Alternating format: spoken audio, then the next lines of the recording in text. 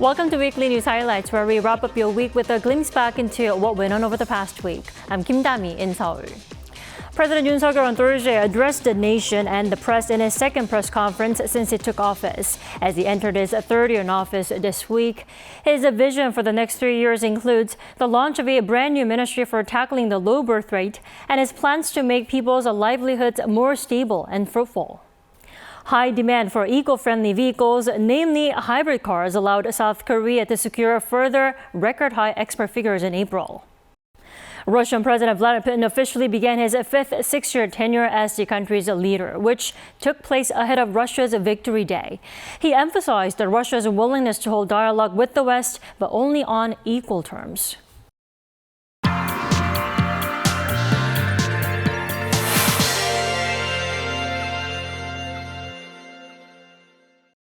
President Yoon Suk Yeol held a press conference on Thursday and gave a message to the nation as he enters his third year in office on May 10th. The press conference marks 2 years since he was voted into office, but with the general election last month handing over a majority of seats to the opposition, how will he move forward for the next 3 years? Joining me is our correspondent, Oh Soo-young. Welcome back, Soo-young. Hi, Dami. It's always great to be here. So, Soo-young, you were there at the press conference. Now, what message did he deliver? Right, so President Yoon, he started off his press conference with an apology, actually, from the first question. And, well, he said that he spent a lot of time ruminating over the recent defeat of his ruling People Power Party at the parliamentary election last month. Once again, apologizing for what he identified as two major points, first being the economy. He said that despite his best efforts to strengthen the foundations of the Korean economy, the changes were not tangible in the everyday lives of Korean citizens. He also acknowledged that he had failed in communicating his policies effectively and engaging with the public. Over the past 2 years of his administration, Yoon has focused on making more long-term structural improvements, such as increasing the competitiveness of Korean businesses, particularly in new lucrative high-tech industries such as semiconductors, as well as reforming the labour, education and pension systems to increase Korea's productivity by removing inefficient practices. Yoon made it clear that on the direction of his policies on fostering a market-driven economy, that's going to remain quite intact, but he is willing to be a bit more flexible and communicative. 저희가 더욱 소통하는 정부, 또 민생에 관해서 국민의 목소리를 더욱 경청하는 정부로 바뀌어야 한다는 그런 기조 변화는 저는 맞다고 생각합니다. 고칠 것은 고치고 또 일관성을 지킬 것은 지키고 이렇게 하겠습니다. Experts say more communication could help build public discourse and perhaps consensus on the pressing issues that Yoon is pushing for. They might understand why he's pursuing the policies that he wants to implement, and until now it was difficult to know because there was no real explanation as to why the policies he was suggesting were necessary.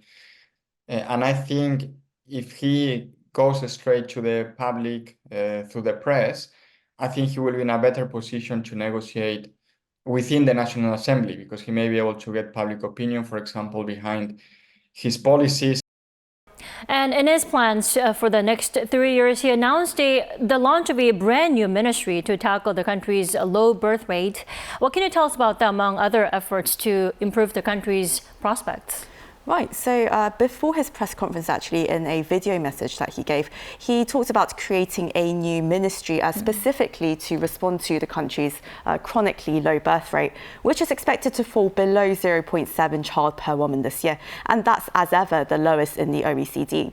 The minister in charge is also going to act as the Deputy Prime Minister for Social Affairs and work on policies combining the fields of education, labour and welfare in order to create comprehensive solutions. Going forward, Yoon said that he will open up an era of supporting the middle and working classes economically and socially. He also said that he remains focused on taming inflation and that he is aware that meal and grocery prices are still high, although the overall macroeconomic conditions look to be improving. In terms of the economy, although President Yoon has failed to get across some of his big issues, he hasn't had any major disasters. He has been trundling along reasonably well. We have problems with lunch inflation and housing prices, but I think these are issues afflicting much of the developed world at the moment as the results of the COVID-19 pandemic and coming out of that. No, Thursday's briefing took place 21 months after Yoon's previous media conference. Now, journalists were, of course, bursting with questions on the state of affairs on the domestic front.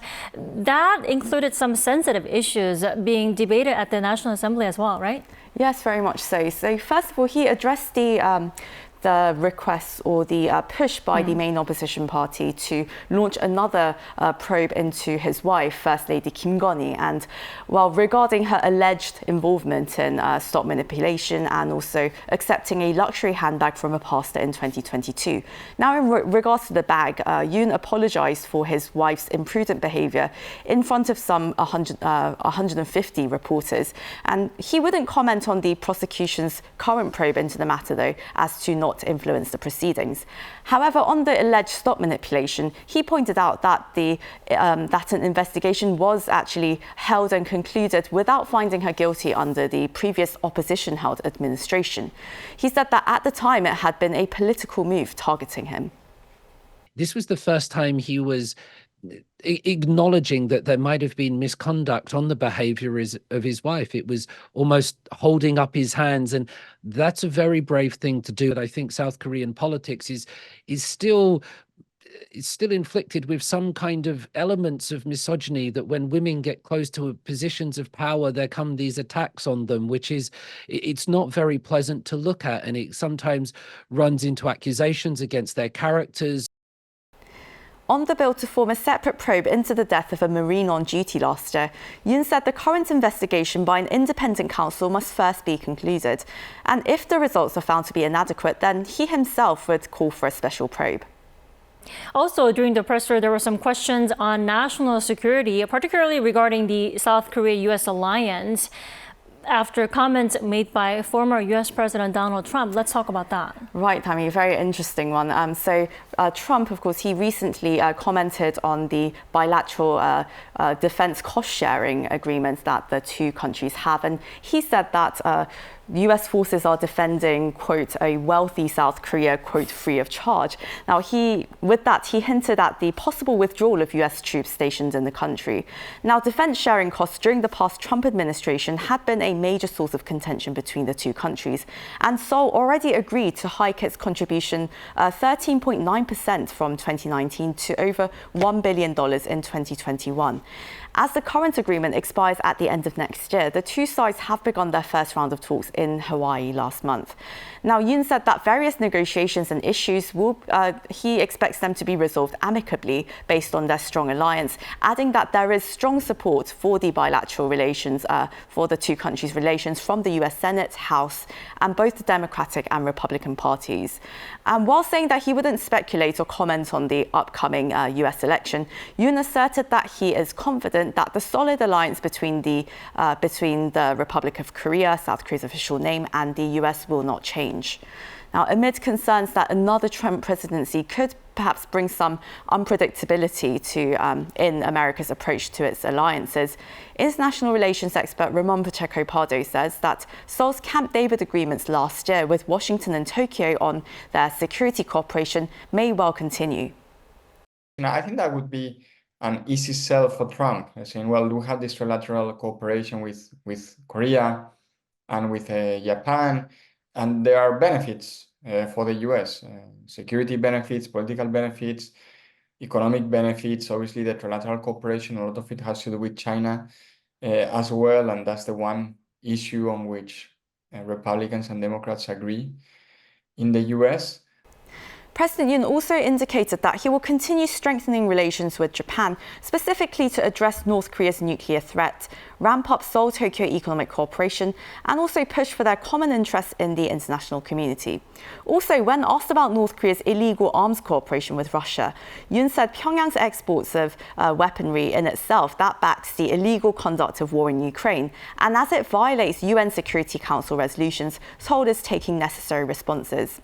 He acknowledged that Seoul and Mokyo's ties are in an uneasy situation and said that the two sides should cooperate where they can, but Seoul will oppose or make adjustments in areas where it finds necessary based on their different positions. He didn't particularly comment on his foreign policy strategy going ahead, but that would pretty much come down on the same track, right?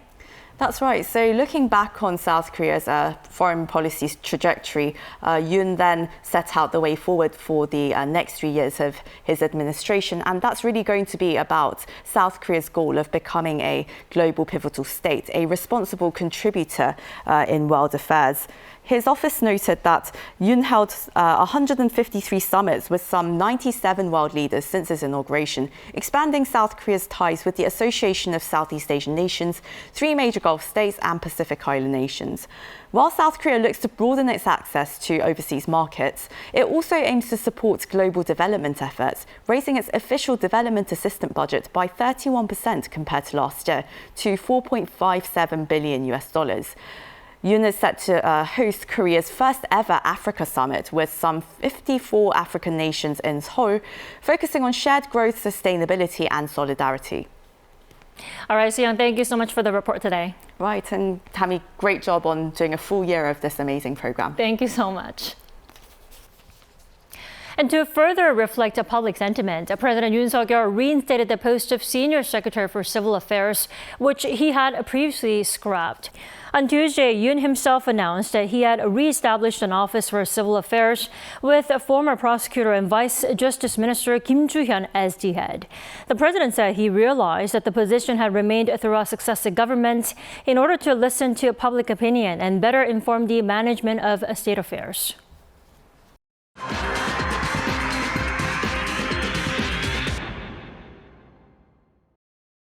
It's been almost 3 months since trainee doctors began their mass walkout, which means that there are growing concerns and pressure to better address the vacuum at major hospitals. To cope with a possible shortage of new doctors next year, the government is now considering allowing foreign licensed doctors to provide medical services in Korea. The government is also extending its emergency healthcare measures for 1 more month. Our Choi Soo-hyung reports. The medical crisis is growing as the collective walkout by trainee doctors and leaves of absence taken by medical students has lasted for almost 3 months. The medical authorities are concerned that there will be a shortage of new doctors next year, as there won't be enough to meet the current annual quota of 3,058 doctors per year graduating from medical schools. Also, junior trainee doctors won't be able to take specialist exams the following year if they are absent for more than 3 months. The authorities said around May 20th as the deadline for these doctors to return to their hospitals. Within the emergency response system, doctors with foreign licenses will be able to provide medical services here with the approval from the Health Ministry. But this will be limited to when the healthcare alert level reaches serious as it is now due to the walkout. The Health Ministry gave official notice of a revision to the medical law on Wednesday, stating this was to address the shortage of doctors that is creating a healthcare gap. It added that the move was to protect the health and lives of people as the dispute over increasing the medical school enrollment quota continues to escalate. The ministry will accept opinions on the revision up until May 20th, while an exact implementation date has yet to be determined. Meanwhile, the academic board at Busan National University, 320 kilometers south of Seoul in Busan, decided not to revise its internal regulations on increasing its medical school quota. The board said that, as there was no social consensus regarding the increase, it would keep its number of new students at the current level. The Education Ministry expressed regret over this, as the majority of university medical schools had already completed changes to their regulations. While other universities have either completed or are smoothly progressing with a revision of their regulations, the ministry regrets the situation at Busan National University. The Education Ministry urges the university to complete the regulatory revision process, following its demand for an increase in medical school enrollment. The ministry warned that if the university fails to revise its regulations, it could face a suspension from medical school admissions in 2025. Choi Soo-hyung, Arirang News. More positive figures signaling a broader economic recovery came out this week.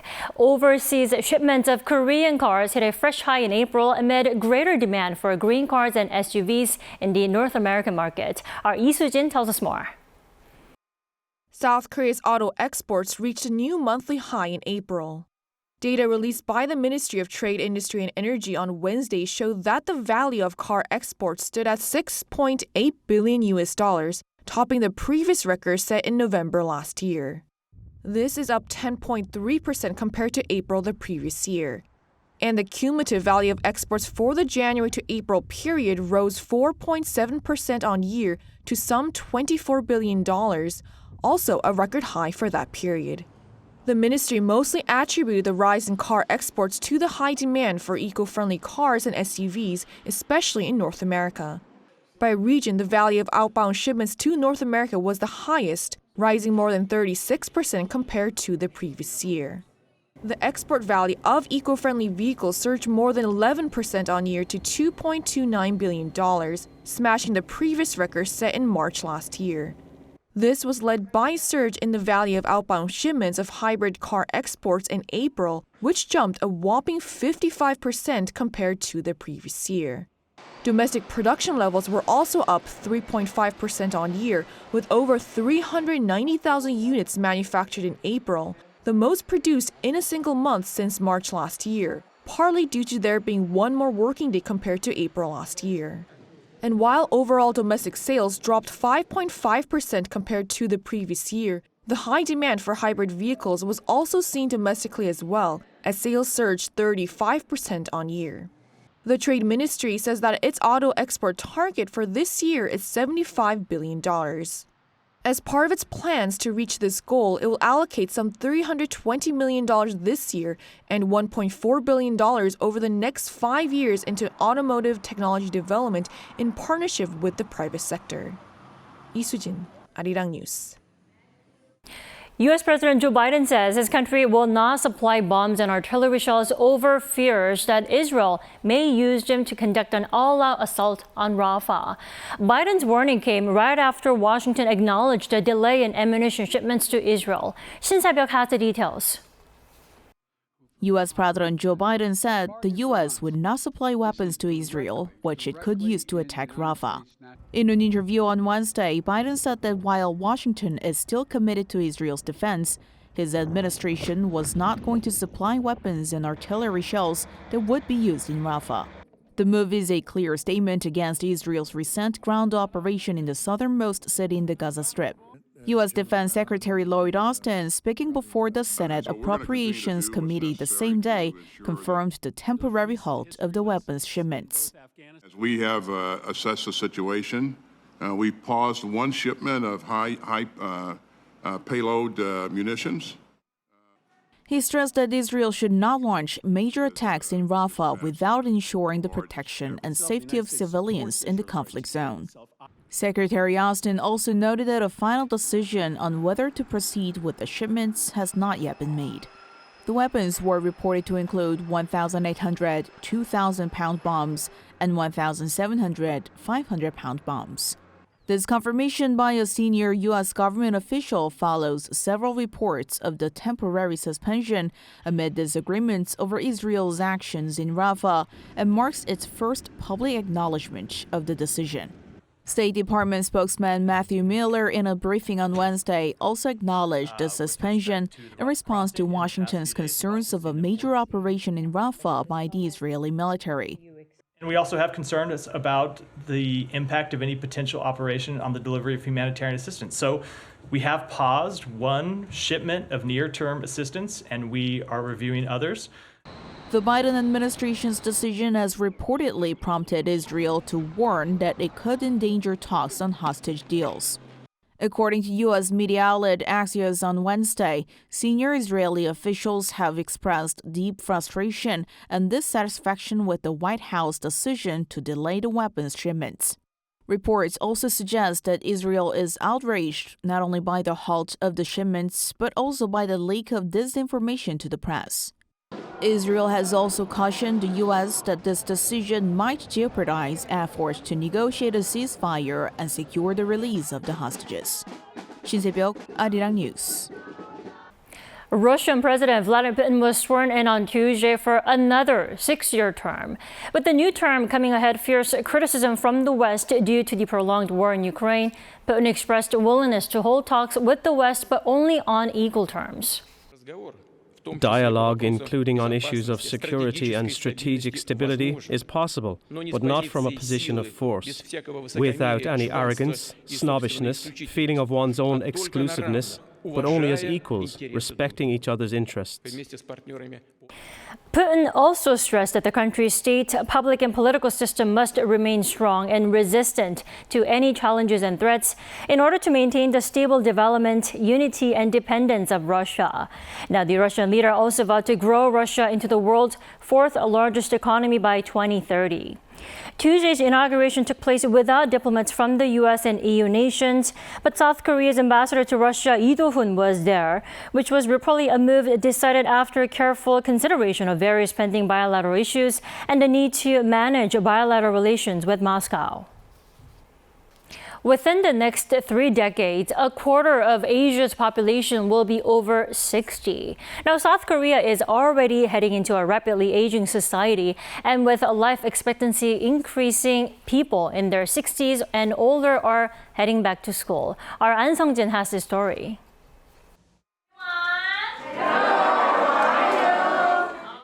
This is just another day at school for 67-year-old An Soo-hee. After decades running her own clothing business, she's back at school, paying attention and jotting down notes to level up her skills and future job prospects. People now live up to 100 years, and I haven't even made it past 2/3, which means I have so much time left. I enjoy studying here, and once I graduate, I either want to volunteer at a nursing home or provide counseling for those in need. There are more than 1,300 passionate students like An at this lifelong education institution. Studying here is one of the best things I've done in my life. I feel like I've upgraded myself. After all, what is life without being able to enjoy it? Just like any other high school, this institute teaches basic subjects such as science, math, English, and how to use computers. Supported by the Seoul Metropolitan Office of Education, it provides the entirety of its education curriculum at no cost. We provide the opportunity to learn and find a job. I encourage students to continue the process of learning. It helps them maintain their health. That's why our school offers a variety of classes with musical instruments, dance, and sports. More of the aging population are looking to go back into the workforce. The labor force participation rate for those 60 and above reached 43% in the first quarter of 2024. That's up from 39% for the same period in 2021. With the population in Asia aging rapidly, many people will have to work well past their 60th birthday. But a senior economist explains why it's not just money that motivates seniors to go back to work. So one is not necessarily the immediate financial need, but because you have a longer life ahead of you, you would think maybe as long as I can work and healthy, just because of those longevity risks, you want to work longer. Second is more to do with the connection to the society. With more seniors looking to re-enter the workforce, companies and employees need to adapt to this changing population dynamic. An Sung-jin, Arirang.News. The Korea Drone Expo is back for its 2024 edition, with the sport of the future, drone soccer, taking center stage. Our Lee Soo-jin went to check it out. It's a soccer match, but instead of a ball flying through the air, it's multiple drones. This drone soccer match is taking place at the 2024 Korea Drone Expo, a 3-day event that kicked off on Thursday. Attendees here can see how drones are used now, as well as how they might be used in the future, such as drone soccer. South Korean companies are the only ones that can make drone soccer balls, with carbon materials that meet international standards.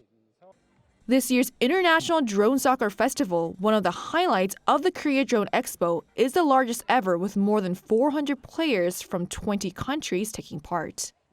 Drone soccer is a new ICT-integrated sport founded in Korea that's now being played across the world. It involves 2 teams where each player has their own drone and a position. And the winner is determined by the team that scores the most goals by maneuvering drones through the opposing team's goal. It's fun to see which strategy leads to a win. I'm most looking forward to seeing what game strategies the foreign players use. Really getting to know the team and bonding together in order to come together and make a good play be my favorite part. What I am looking forward to the most. Gain a good experience and of course to play against the other Korean team. The fast-growing popularity of drone soccer was also reflected in the first session of the Federation of International Drone Soccer Association, where discussions were held about the first ever Drone Soccer World Cup that's scheduled to take place in 2025. But participants from all over the world aren't just here for drone soccer. This year's event also featured a separate section for global drone enterprises from 12 different countries for the first time to provide a glimpse into global drone trends. With the ongoing drone soccer matches and drone booth displays, attendees from all over the world will continue to witness various applications of drone technology. 이수진, 아리랑뉴스. Seoul citizens consider the Han River to be the representative landmark of the capital, while foreign residents believe the main landmark is Gwanghwamun Square. This is based on 2023 Seoul survey released on Thursday, which questioned over 35,000 people in 20,000 households. Among Korean respondents, 48.3% chose the Han River as the capital's representative landmark. A separate survey of 2,500 foreign residents of Seoul showed that 45.9% chose Gwanghwamun Square. When asked about the benefits of living in the capital, both surveys had convenient public transportation as the top reason. New York Times best-selling Korean-American author Lee Woo has been named as the co-winner of the Pulitzer Prize in the book's drama and music category for her biography, Master-Slave Husband-Wife.